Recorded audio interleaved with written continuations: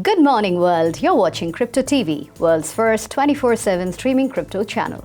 I'm Vinita Chatterjee, leading you into the world of digital currencies, and here are the top trending stories. IMF sees no threat to financial sector stability from cryptos. Cryptocurrencies perk up, Fed meet in focus. Bitcoin trades above $21,000.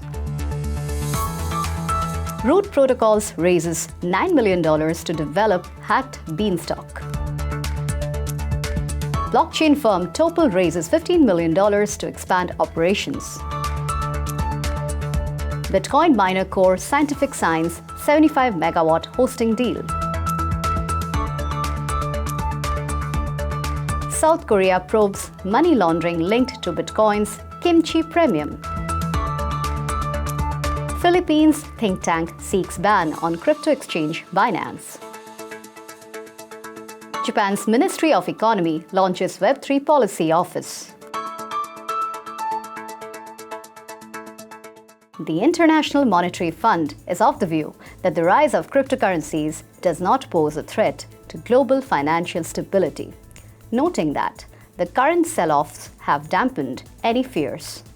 In a report, the agency stated the cryptocurrency market, which comprises assets unrelated to traditional institutions such as Bitcoin, should not be a source of concern. The IMF's latest stance on cryptocurrency runs counter to a report by the European Systemic Risk Board, which cautioned that the growing popularity of cryptocurrency poses serious dangers to the global financial system.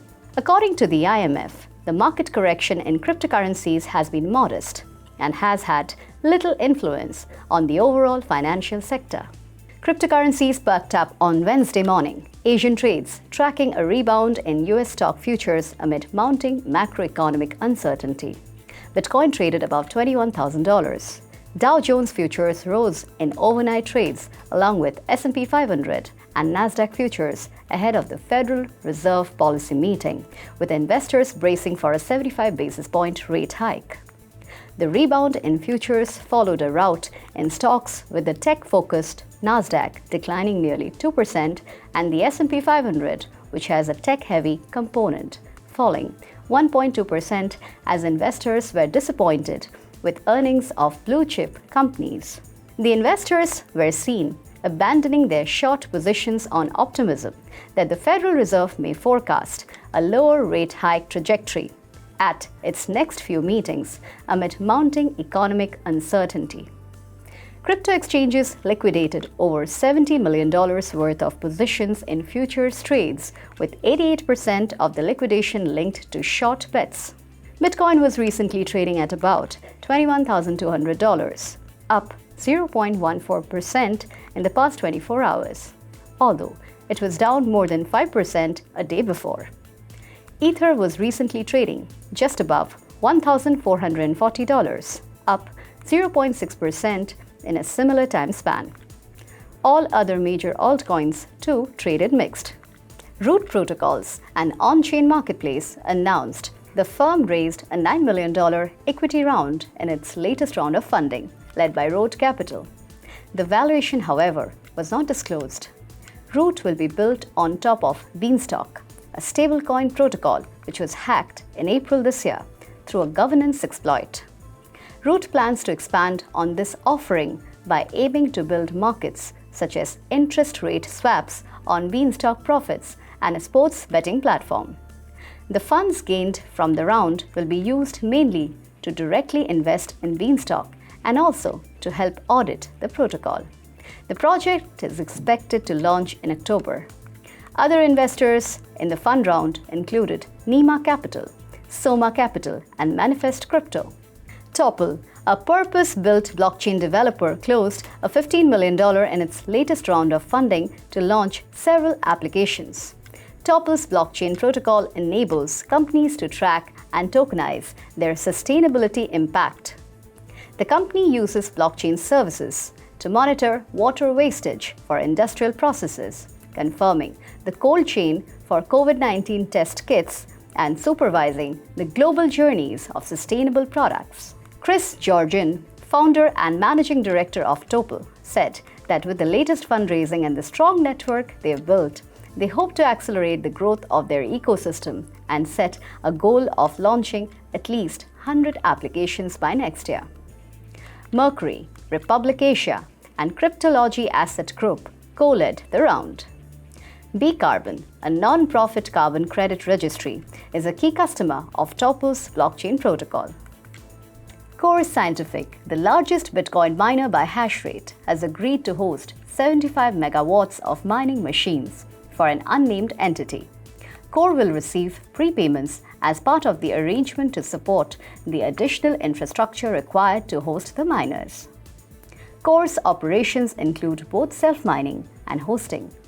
According to a recent presentation, the company earned $33.2 million from its hosting operations in the first quarter, accounting for around 17% of the overall sales.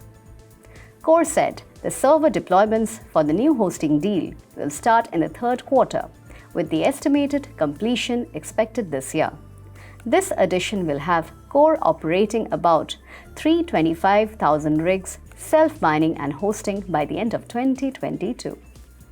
South Korean authorities have announced a fresh probe into big foreign exchange remittances involving 1.6 billion Korean won at Woori Bank and Sinhan Bank. According to officials probing the case, this money was generated by trading the country's so-called Kimchi premium on Bitcoin and later transferred abroad. Notably, a significant amount of remittances were made to China. The difference in the price of Bitcoin between South Korean exchanges and other exchanges is often referred to as Kimchi premium. Sinhan Bank reportedly remitted 1.3 trillion won to China, while Woori Bank remitted 800 billion won. Officials are linking the remittances to the possibility of trading activities by savvy crypto traders, commonly known as Bitcoin Kimchi Premium. The South Korean Financial Authority is now targeting Bitcoin Kimchi Premium traders and intends to charge those who are responsible. Philippines-based think tank InfraWatch PH has petitioned the Securities and Exchange Commission to immediately ban Binance. In its petition, InfraWatch has urged more regulators to investigate Binance for operating illegally in their country for several years without approval from any appropriate authorities. Terry Ryden, the convener for InfraWatch PH, claimed that Binance had no known office in Manila and uses third-party companies to employ citizens of the country. He also referred to the former Finance Secretary's public declaration last month that Binance had no records with either the SEC nor the Central Bank of the Philippines.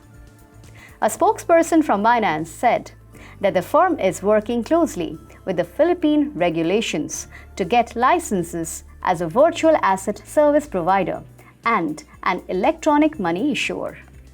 Well, those were the top trending stories. Keep watching your favorite channel, Crypto TV, world's first 24/7 streaming crypto channel. I'm Vinita Chatterjee, signing off.